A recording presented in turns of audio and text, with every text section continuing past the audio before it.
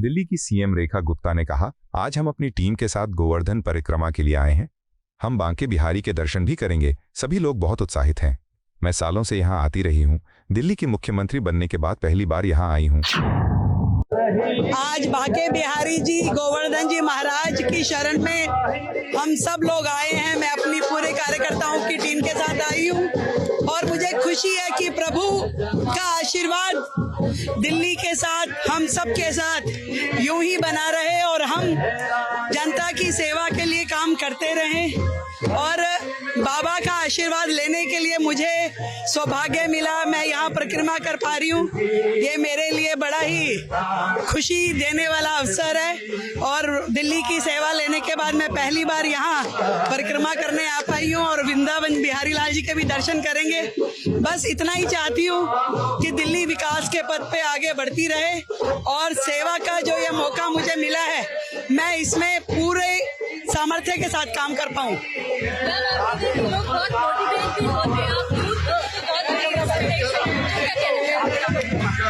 देखिए, मैं तो इतनी बात जानती हूँ कि देश के लिए कुछ करने का इससे बेहतर मौका हमें मिल नहीं सकता जो समाज की सीधी सेवा करने का काम मिला है। और बस ईश्वर शक्ति देता रहे और ईमानदारी के साथ में हम जनता की सेवा करते रहें।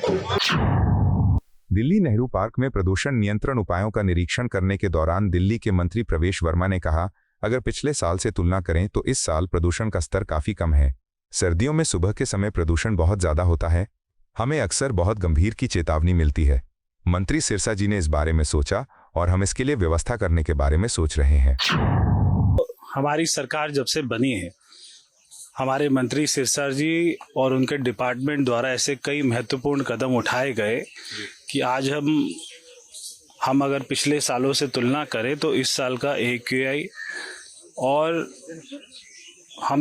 हम देख रहे हैं कि पॉल्यूशन लेवल बहुत ही ज़्यादा कम है। दूसरा हम ये भी देखते हैं कि विंटर्स में जो हमारा पॉल्यूशन लेवल सुबह सुबह के टाइम में इतना ज़्यादा होता है और वो वेरी सीवियर की वार्निंग आ जाती है वेदर पे, और बहुत सारे हमारे सुबह सुबह जो आते हैं लोग यहाँ पे वॉक करने के लिए वो नहीं आ पाते हैं। तो इसलिए पार्कों में ऐसी क्या व्यवस्था की जाए, तो इसलिए सिरसा जी ने इस बात की चिंता करी है। हम ऐसे दिल्ली में कई स्पोर्ट्स को ढूंढेंगे और क्या एक हमारी बेस्ट टेक्नोलॉजी हो सकती है उसको आगे लेकर हम आएंगे।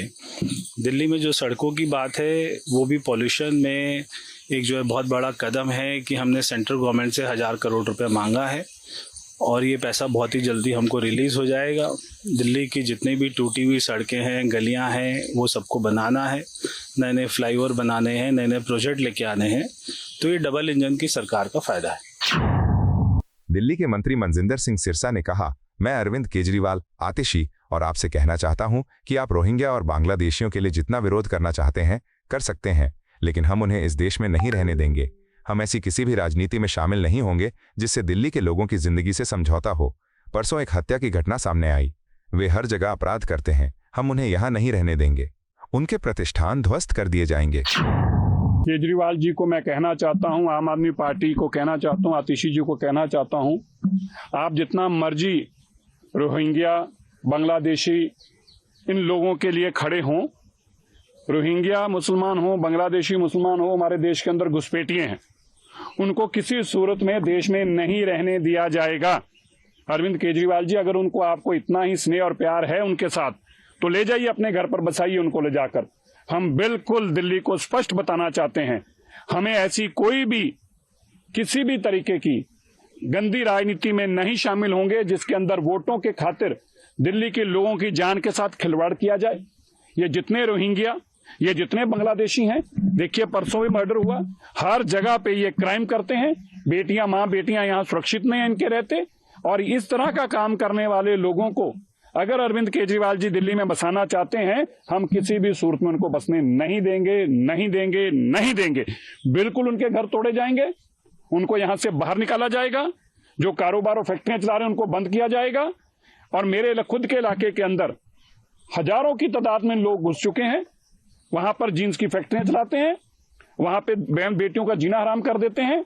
वहां लोगों ने घरों के बाहर लिख के लगाया है कि हम यहाँ पर रहने को मजबूर, हम ना रहने छोड़ने को मजबूर हैं, हमारा घर कोई खरीद ले। क्या दिल्ली के लोग अपने इलाकों में रहने के लिए उनको इजाजत नहीं होनी चाहिए, आजादी नहीं होनी चाहिए? अरविंद केजरीवाल जी का इतना ज्यादा स्नेह है, अच्छा कि आज जंतर मंतर है। मुझे तो लग रहा था कि आज वो बांग्लादेश एम्बेसी में बैठकर शायद वो आज का प्रदर्शन करेंगे, और मुझे कोई बहुत बड़ा आश्चर्य नहीं होगा कि अरविंद केजरीवाल जी के पास अपना घर नहीं हो सकता, बांग्लादेश एम्बेसी उनको घर भी दे, अपनी एम्बेसी भी दे रहने के लिए, तो ये भी कोई बहुत बड़ी बात नहीं होगी, क्योंकि जितना उनका प्यार और स्नेह बांग्लादेशी मुसलमानों के लिए और रोहिंग्यों के लिए है, काश अगर उनका इतना ही प्यार और स्नेह दिल्ली के लिए होता तो ये इल्लीगल बांग्लादेशी आज तक दिल्ली में क्राइम ना कर रहे होते। कांग्रेस नेता सलमान खुर्शीद ने आज बाद में होने वाले वक्फ बिल के खिलाफ कार्यक्रम में बोलते हुए कहा, मैं अभी आया हूं और ऐसा लग रहा है जैसे मैं अपने पुराने घर में वापस आ गया हूं। आज का कार्यक्रम बहुत सार्थक है। ये वक्फ और संविधान दोनों को बचाने के बारे में है, और सच तो यह है कि ये हमारे देश के चरित्र, संस्कृति और मूल्यों को संरक्षित करने का भी कार्यक्रम है। अरे भाई, अभी तो आए हैं। अभी आपको तो ये कहना चाहिए कि आप बिहार आए हैं, पटना आए हैं, अपने पुराने घर में आए हैं, तो आपको तो इस्तेकबाल करना चाहिए। हम तो बचपन में यहाँ रहे हैं ना, तो यहाँ जब भी आना होता है तो ये लगता है कि अपने घर वापस आए। हर कार्यक्रम है, आज बहुत अच्छा कार्यक्रम है। आज वक्त भी और संविधान को भी दोनों को बचाने की बात है। और सच्ची बात यह है कि वो हमारा जो कैरेक्टर है अपने देश का, अपनी जो संस्कृति है, उसको बचाने का एक प्रश्न। अब देखिए, जो मिलता जाएगा उससे मिलते जाएंगे। हम तो यहाँ आए हैं, यहाँ जहाँ हम दिलाए जाएंगे। इलेक्टोरल रिवीजन हो रहा है सर बिहार में जी, उस पर आप जान रहे हैं कि सब लोग ने, सारी पार्टियों ने इस पर चिंता अपनी जो है वो कही है, और इस पे क्या कार्रवाई पार्टीज करेंगी वो आपस में बैठ के बात करेंगे। सर, सामाजिक सुरक्षा में भारत दूसरे स्थान पे आ गया है, क्या कहेंगे? भारत कहाँ स्थान अपना खो रहा है, इस पर कितनी चर्चा करी जाए भाई। हम तो दुनिया देख कर आ रहे हैं, कहाँ पर क्या हाल है, सब कुछ देख के आ रहे हैं। भारत सबसे पहले भारत को अपने आप पर थोड़ा सा नजर डालने की आवश्यकता है। एक दूसरे से ज्यादा झगड़ कर हम सारे स्थान खो। दिल्ली के आम आदमी पार्टी संयोजक सौरभ भारद्वाज ने जंतर मंतर पर आपके विरोध प्रदर्शन पर बोलते हुए कहा, आज मुद्दा सिर्फ झुग्गियों का नहीं है। दिल्ली में अब अनधिकृत कॉलोनियों के अंदर भी नोटिस जारी किए जा रहे हैं और लोगों को बेदखल किया जा रहा है। हमारा भाजपा से सवाल है कि लाखों लोग जो बेघर हो गए हैं वे कहां जाएंगे? देखिए, आज मामला सिर्फ झुग्गियों का नहीं है। दिल्ली में आज दिल्ली में अनऑथराइज्ड कॉलोनियों के अंदर नोटिस आ रहे हैं और उनको डिमोलिश किया जा रहा है। आज दिल्ली के अंदर जो एक्सटेंडेड लालडोरा था, जैसे कि बुराड़ी में कादीपुर था, और ऐसे कई अलग अलग एक्सटेंडेड लालडोरे हैं जहां पे बाकायदा डिमोलिशन के लिए ऑर्डर आ गए हैं। दिल्ली के अंदर आज गरीब आदमी अपनी छत के लिए और अपने रोजगार के लिए दहशत में है।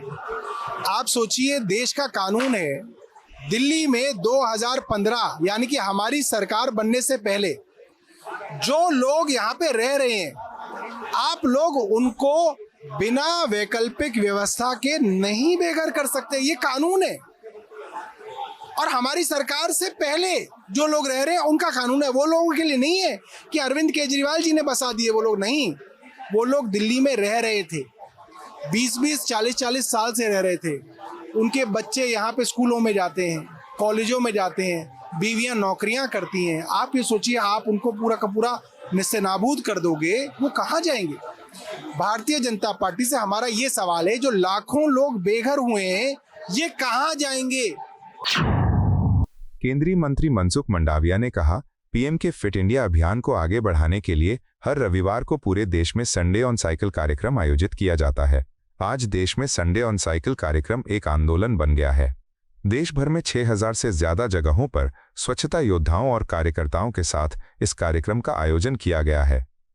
स्वच्छता कार्यकर्ताओं के साथ इस कार्यक्रम में मैंने भी हिस्सा लिया है, ताकि स्वस्थ रहने का प्रयास किया जा सके। प्रधानमंत्री जी की फिट इंडिया मूवमेंट को आगे बढ़ाने के लिए देश में हर संडे ऑन साइकिल का कार्यक्रम आयोजित होता है। आज संडे ऑन साइकिल देश में मूवमेंट बन चुकी है। मुझे आज खुशी है कि देश में 6000 से अधिक स्थानों पर स्वच्छता सेनानी यानी कि हमारे नगर, हमारे शहर को स्वच्छ रखने का काम करने वाले हमारे स्वच्छता कर्मियों के साथ संडे ऑन साइकिल का कार्यक्रम करा गया। मेरा होम टाउन पालिताना में भी मैं मेरे साथी स्वच्छता कर्मियों के साथ संडे ऑन साइकिल करके ये प्रयास करा है कि हम सब फिट रहे, हम स्वस्थ रहे। और आज हम ये भी संदेश देश को देना चाहते हैं कि साइकिलिंग ये छोटे लोगों का व्हीकल नहीं है।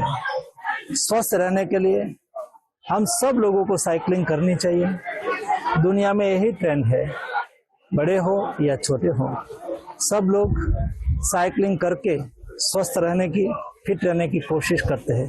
तो चलो हम सब देशवासी हर संडे साइकिलिंग करें, स्वस्थ रहे और समृद्ध भारत में अपना कंट्रीब्यूशन दे।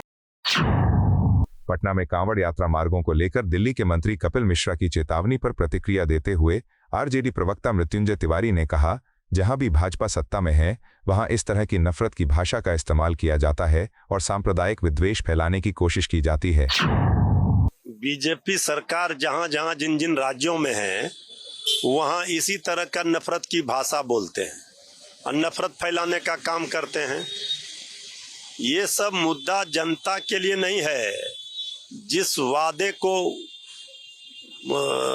किया था जनता के सामने बीजेपी ने, पहले वो वादा पूरा करें, इधर उधर ध्यान न भटकाएं। दिल्ली सरकार पूरी तरह से विफल साबित हो रही है जब से सरकार बनी है। तब ये सब ज्ञान ना दें, अपना काम करें। जनता ने अगर मौका दिया है तो सबके लिए काम करें, दिल्ली का विकास करें और ये मांस मछली मंदिर मस्जिद भारत पाकिस्तान का बोली ना बोले। बिहार में इंडिया नेताओं ने कहा कि आरजेडी कांग्रेस और वाम दल हार के डर से मतदाता सूची पुनरीक्षण का विरोध कर रहे हैं। देखिए, हार का डर तो बीजेपी को और एनडीए को हो रहा है। यहाँ तो जीत का परचम बिहार की 14 करोड़ जनता लहराएगी, तेजस्वी सरकार बनाकर दिखाएगी। इनका हर तिकड़म का जवाब बिहार की जनता देगी।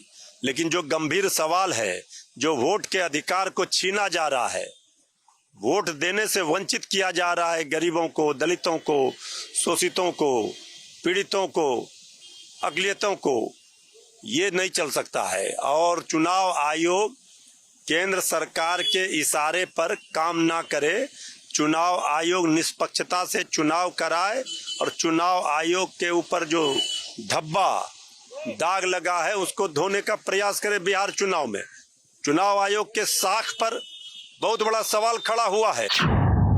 मध्य प्रदेश के मुख्यमंत्री मोहन यादव ने भी ऐशबाग आरओबी फ्लाईओवर परियोजना में गंभीर लापरवाही की बात स्वीकार की। उन्होंने दोषपूर्ण फ्लाईओवर डिजाइन को चिन्हित किया और जिम्मेदार लोगों को फटकार लगाने के फैसले का समर्थन किया। उन्होंने ये भी कहा कि आरओबी का उद्घाटन आवश्यक सुधार के बाद ही किया जाएगा। जैसे कि सबको जानकारी है, बीते दिन आरओबी को लेकर के जो रिपोर्ट आई थी, हमने कड़ी कार्रवाई की और इसके माध्यम से संदेश दिया है कि हर कोई अधिकारी अपनी दक्षता से काम करे। किसी प्रकार की त्रुटि या गलती करेगी, हमारी सरकार उनको छोड़ने वाली नहीं है। ये एक संवेदनशील सरकार है जिसके साथ गरीबों की व्यवस्थाओं में सदैव मददगार के रूप में भी खड़ी रहती है। लेकिन कहीं गलती अधिकारी या कोई कर्मचारी न करे, इसका प्रयास भी रहता है। अधिकारी कर्मचारियों की बेहतरी के लिए भी हम काम करते हैं। अधिकारी कर्मचारी हमारे दुश्मन नहीं है, लेकिन भावनाओं को समझते हुए यथायोग्य जो अच्छे से अच्छा काम करे उनको पुरस्कृत करेंगे। लेकिन कोई गलती होती तो उसको हम नजरअंदाज नहीं करते। ये संदेश देने के लिए इतना कहना पर्याप्त है। कांवड़ यात्रा की तैयारियों पर दिल्ली के मंत्री कपिल मिश्रा ने कहा, इस बार दिल्ली सरकार कांवड़ यात्रा का आयोजन बड़े पैमाने पर कर रही है। सीएम ने 3 बड़े बदलाव किए हैं। पहला, ठेकेदारी प्रथा को खत्म करना और इसके बजाय डायरेक्ट बेनिफिट ट्रांसफर के जरिए सीधे कांवड़ समितियों के खातों में पैसे ट्रांसफर करना है। नहीं, कांवड़ यात्रा का आयोजन दिल्ली सरकार इस बार भव्य कर रही है। सभी कांवड़ियों का भव्य स्वागत किया जाएगा, भोले के भक्तों का। और हम लोगों ने 3 बड़े परिवर्तन मुख्यमंत्री जी ने किए हैं। पहला परिवर्तन तो ये किया है कि ठेकेदारी जो प्रथा थी उसको समाप्त करके अब डीबीटी, डायरेक्ट बेनिफिट ट्रांसफर किया जा रहा है कांवड़ समितियों के खातों में। उसका आज अखबारों के माध्यम से जानकारी भी दी गई है और उसका रजिस्ट्रेशन 30 तारीख से शुरू किया जा रहा है। नई कांवड़ समितियां भी इसमें अप्लाई कर सकती हैं। इसके साथ साथ जो बिजली के एक बिल बहुत बड़ा आता था कांवड़ शिविरों का, उसमें बिजली मुफ्त कर दी गई है, 1200 यूनिट तक बिजली मुफ्त कर दी गई है, और जो सिक्योरिटी डिपॉजिट होता था बिजली का उसको भी केवल 25% कर दिया गया है। तो बहुत बड़ी राहत है जो भी कांवड़ शिविरों का आयोजन करते हैं उनके लिए। इसके साथ साथ सिंगल विंडो क्लियरेंस, एक ही जगह पर आपको केवल डीएम ऑफिस में अनुमति लेनी है और वहीं से आपको अनुमति मिल जाएगी। देखिए, आम आदमी पार्टी फिर से झूठ बोलना और प्रोपेगेंडा करने के ही रास्ते पर चल रही है। अपनी हार से उन्होंने सबक नहीं लिया है। और जहां तक झुग्गी की बात है, हमारी पार्टी और सरकार दोनों संकल्पित हैं और कमिटेड है इस बात को लेकर कि कोई भी झुग्गी नहीं हटाई जाएगी। केवल पक्का मकान देना, जहां पर झुग्गी है वहीं पर ही इसी योजना पर हम काम कर रहे हैं। और किसी भी झुग्गी को हटाया भी नहीं गया है, दिल्ली में कहीं से भी नहीं हटाया गया है। लेकिन उनकी आदत है, वो जब सरकार में थे तब भी झूठ बोल रहे थे और हारने के बाद भी उन्होंने सबक नहीं सीखा है। मुझे लगता है उनको सीखना चाहिए, बदलती हुई दिल्ली के साथ चलना चाहिए। आम आदमी पार्टी के राष्ट्रीय संयोजक अरविंद केजरीवाल ने जंतर मंतर पर पार्टी के विरोध प्रदर्शन को संबोधित किया। उन्होंने कहा, दिल्ली में बीजेपी सरकार को बने हुए अभी 5 महीने ही हुए हैं और लोग इनके खिलाफ विरोध प्रदर्शन करने के लिए जंतर मंतर पर आने को मजबूर हैं। विधानसभा चुनाव से पहले मैंने आपसे कहा था कि आप इन्हें वोट न दें क्योंकि आपकी झुग्गियां इनके निशाने पर हैं। ये दिल्ली को बर्बाद कर रहे हैं। इस गर्मी में ये गरीबों को बेघर कर रहे हैं। आज दिल्ली के कोने कोने से आए हुए इतनी बड़ी संख्या में मेरे सभी भाइयों, बहनों, माताओं, बुजुर्गों, बच्चों, आप सब लोगों को तहे दिल से मेरा नमस्कार, सबको मेरा प्रणाम। आज जहां तक नजर जा रही है लोग ही लोग हैं। वो पीछे मेरे को बैरियर दिखाई दे रहे हैं, बैरियर के उस तरफ भी इतने ही लोग हैं जितने लोग बैरियर के इस तरफ हैं। अभी 5 महीने हुए इनकी सरकार बने हुए, केवल 5 महीने हुए हैं और 5 महीनों में इन्होंने ऐसा हाल कर दिया दिल्ली का कि पूरी दिल्ली जंतर मंतर पे इनके खिलाफ आंदोलन करने के लिए आज इकट्ठी हुई है। दोस्तों, मेरे को याद है चुनाव के पहले मैंने वीडियो जारी करके बोला था, गरीबों के नाम, दिल्ली के झुग्गी वालों के नाम, गरीबों के नाम वीडियो जारी किया था। मैंने कहा था गलती से भी इनको वोट मत दे देना, इनकी नजर आपकी जमीन के ऊपर है। अगर आपने इनको वोट दे दिया तो ये 1 साल के अंदर आपकी झुग्गियां तोड़ देंगे। मैंने तो कहा था 1 साल में तोड़ेंगे, मेरे को ये क्या पता था 5 महीने के अंदर ये पूरी दिल्ली का बेड़ा गर्क कर देंगे। दोस्तों, आज इतनी बड़ी संख्या में लोग क्यों आए हैं?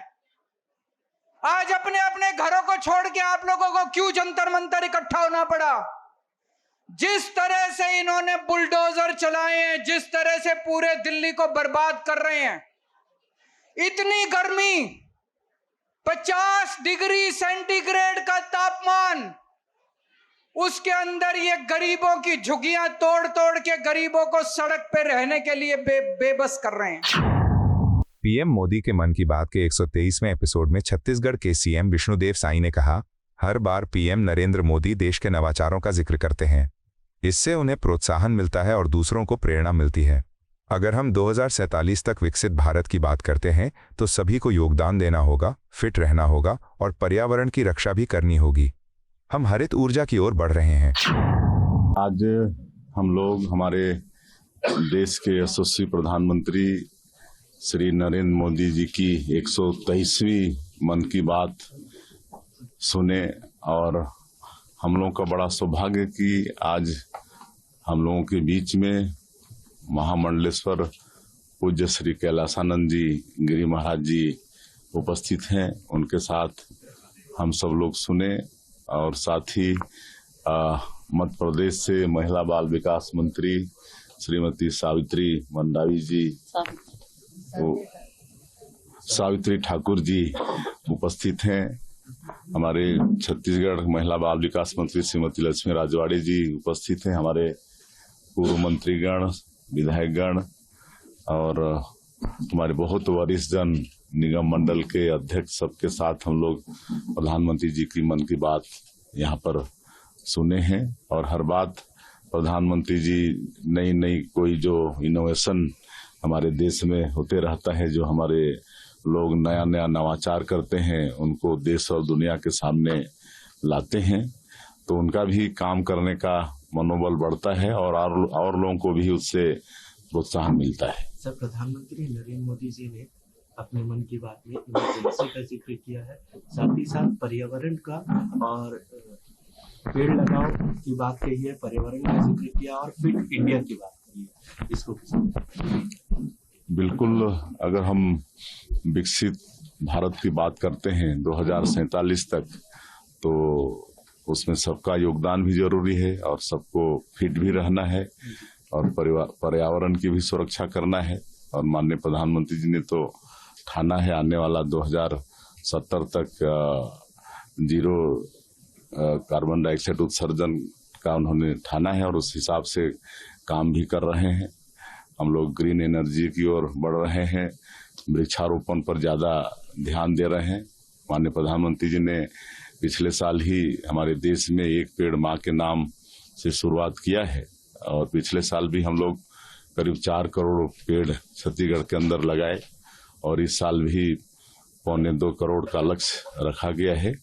और हम आप लोगों के माध्यम से फिर छत्तीसगढ़ के लोगों से आह्वान करना चाहेंगे कि सब अपनी माँ के नाम से एक पेड़, कम से कम एक पेड़ अवश्य लगाएं। आपको यह वीडियो पसंद आया हो तो इसे लाइक करें, हमारे चैनल को सब्सक्राइब करें।